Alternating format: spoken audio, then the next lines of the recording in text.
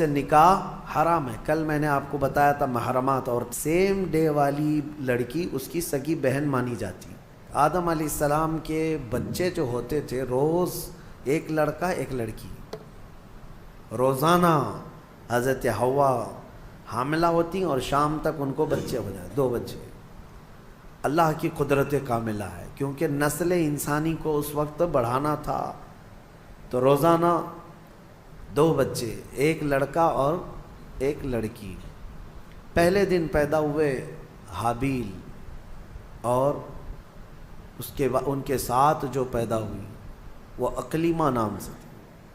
دوسرے دن جو پیدا ہوئے وہ قابیل، اور اس کے ساتھ یہودا نام کی لڑکی پیدا ہوئی۔ اب قانون شریعت یہ تھا آدم علیہ السلام کی امت کا، امت کون ہے؟ ان کی اولاد ہی۔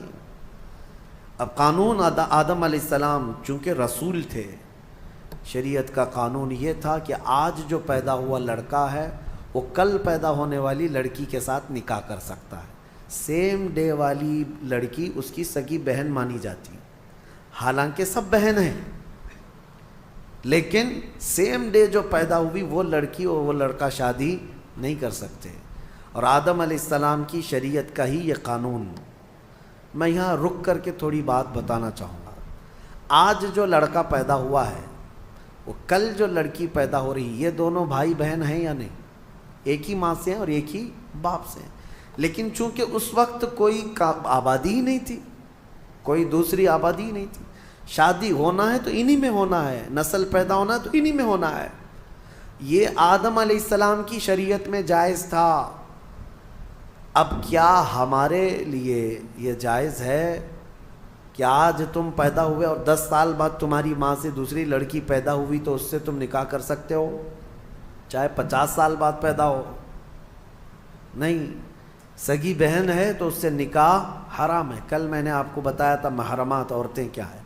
یہ بات میں اس لیے آپ کے سامنے رکھ رہا ہوں کہ کچھ لوگ جو اپنے آپ کو صوفی کہتے ہیں اور تصوف کا لبادہ اوڑھ کر کے ابھی ایک بہت بڑا ڈھکوسلا چل رہا ہے لوگوں میں گمراہی لانے کے لیے، ان کو شریعت سے کوئی مطلب نہیں ہے، وہ کہتے ہیں ہم طریقت والے ہیں، وہ معرفت والے ہیں۔ ان کے ہاں کیا ہے، ایک چیز وہ دلیل کے طور پر لاتے ہیں کہ سجدہ کرنا اپنے پیر و مرشد کو یا قبروں کو یا اولیاء کو جائز ہے۔ وہ اس لیے کہتے ہیں کہ کیا آپ کو نہیں پتہ آدم علیہ السلام کو سارے فرشتوں نے سجدہ کیا تھا؟ آدم علیہ السلام کو سجدہ کرایا گیا تھا نا، لیکن یہ انہیں فرق نہیں معلوم۔ فرشتوں کا سجدہ تھا آدم علیہ السلام کے لیے، وہ عبادت کا سجدہ نہیں تھا، وہ تعظیم کا سجدہ تھا۔ وہ کیا تھا؟ تعظیم کا۔ اور حکم کس کا تھا؟ اللہ کا تھا۔ اور پھر ان کے ہاں ایک دلیل ہے، یہ صوفی جو کہتے ہیں، گمراہ لوگوں کے بارے میں کہہ رہا ہوں، جو اوریجنل صوفی ہیں الحمدللہ وہ میرے مصطفیٰ کی شریعت کے پابند ہوتے ہیں۔ اصل صوفی دیکھنا ہو تو وہ غوث اعظم ہے، اصل صوفی سرکار غریب نواز ہے، وہ شریعت پر پورے کامل طور پر پابند تھے۔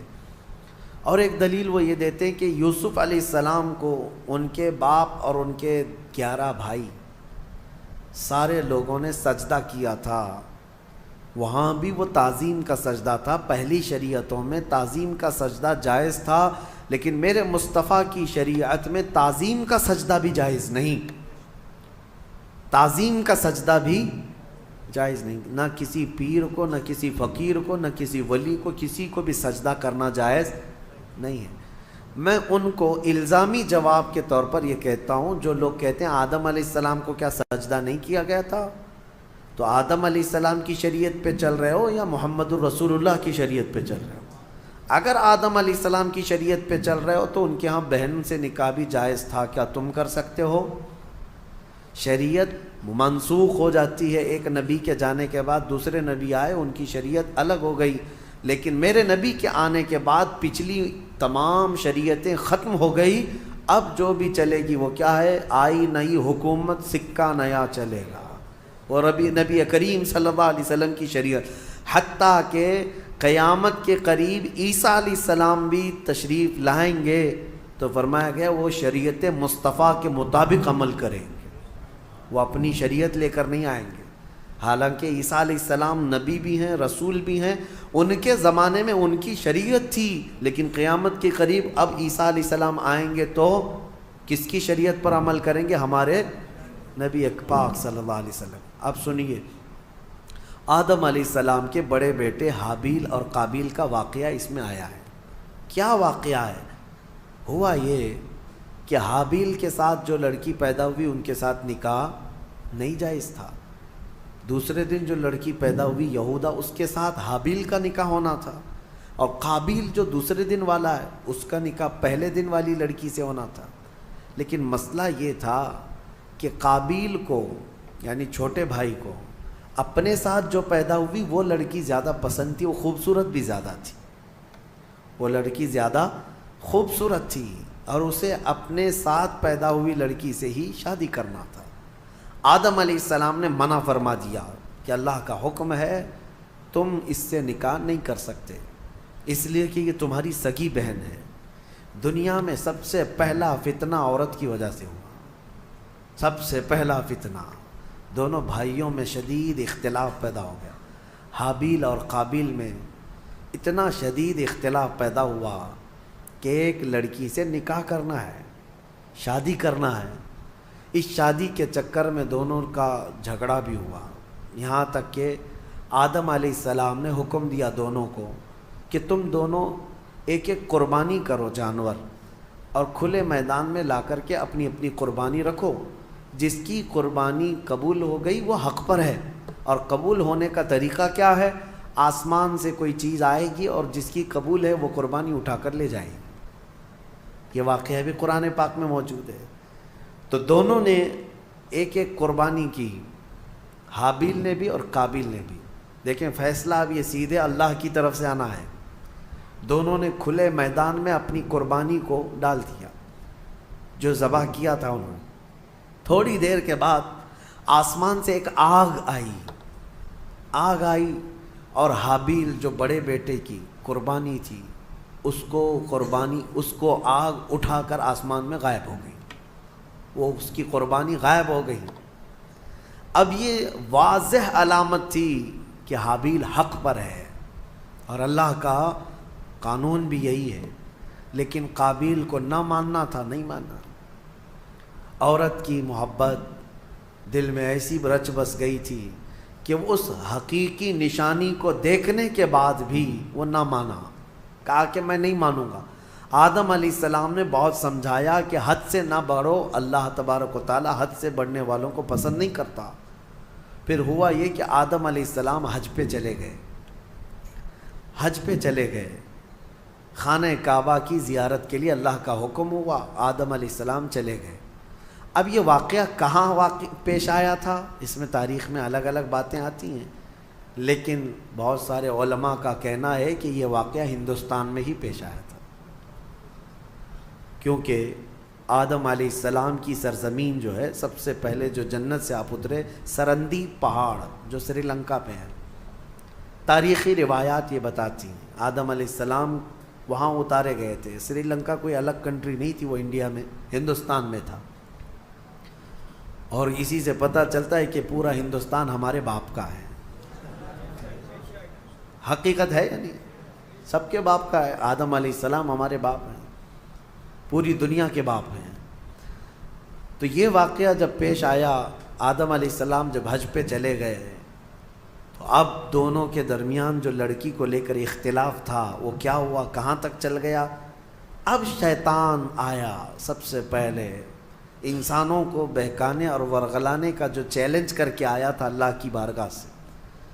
اللہ تعالیٰ نے اس کو آدم علیہ السلام کو سجدہ نہ کرنے کی وجہ سے مردود کر دیا تھا، نکال دیا تھا، اور اس نے اللہ کو یہ چیلنج کیا تھا کہ آدم کی جتنی اولاد پیدا ہوگی سب کو میں گمراہ کروں گا، کبھی ان کے سامنے سے، کبھی بائیں سے، کبھی دائیں سے، کبھی پیچھے سے آ کر میں ان کو بہکاؤں گا، تیرے سیدھے راستے پر کسی کو چلنے نہیں دوں گا۔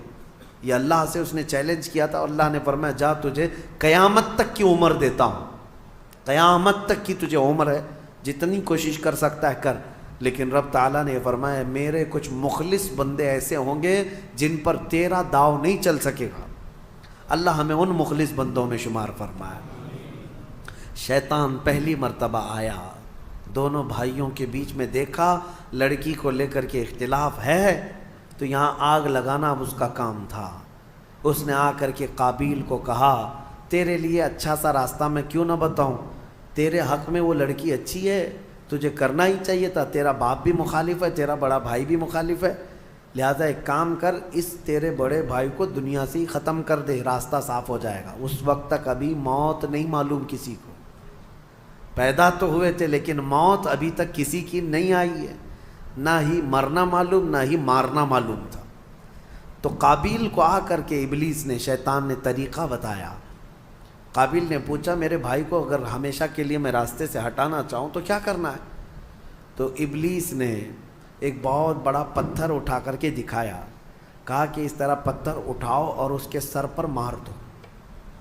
تو حابیل ایک جگہ پر بیٹھا ہوا تھا، اسے بھی خبر نہیں تھی کہ بھائی اپنی موت کا سبب بنتا ہے۔ تو قابیل جو چھوٹا بھائی تھا، لڑکی کے عشق میں جو پاگل تھا، پتھر اٹھایا اور لے جا کر اپنے بڑے بھائی کے سر پر پیچھے سے دے مارا۔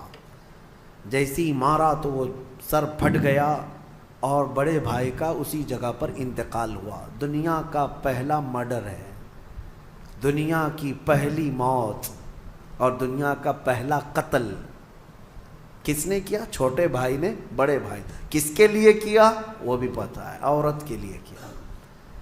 ہوا یہ کہ قتل کرنے کے بعد اب یہ تک نہیں پتا تھا اس کو کہ کرنا کیا ہے اس لاش کا۔ اللہ فرماتا ہے فَبَعَثَ اللَّهُ غُرَابًا يَبْحَثُ فِي الْأَرْضِ، اللہ تعالیٰ نے کوے کو بھیجا۔ کوا، دو کوے آسمان سے اڑتے ہوئے آئے، ایک کوا دوسرے کوے کو ٹھونک مارتا تھا، لڑائی دونوں کی چل رہی تھی، دونوں کووں کی لڑائی چل رہی۔ قرآن میں اللہ نے بیان فرمایا اس کو، لڑتے لڑتے ایک کوے نے دوسرے کوے کو اتنا مارا کہ زمین پر گر گیا، ایک کوا مر گیا، دوسرا کوا بیٹھا تھا۔ ایک زندہ کوا ہے اور ایک مردہ کوا ہے، کوے بھی دونوں بھائی ہی ہوں گے، اور کیا پتہ وہ بھی کسی لڑکی کے لیے لڑ رہے ہوں، لیکن یہ تو تفسیر میں نہیں ہے، کیوں لڑ رہے تھے یہ تو نہیں معلوم، لڑے اور مارا بھی ایک کوے نے اور مر گیا دوسرا کوا۔ تو رب تعالیٰ فرماتا ہے پہلے کوے نے اپنے پیروں سے زمین کھودنا شروع کیا، کچھ زمین کھودا اور مرے ہوئے کوے کو اس گڑھے میں دھکیل دیا اور پھر پیروں سے اس کے اوپر مٹی ڈال دیا۔ تو قابیل وہ کووں کی اس حرکت کو دیکھ رہا تھا، اس کے بعد اسے یہ پتہ چلا کہ اپنے مرے ہوئے بھائی کو اس طرح زمین میں چھپا دینا چاہیے۔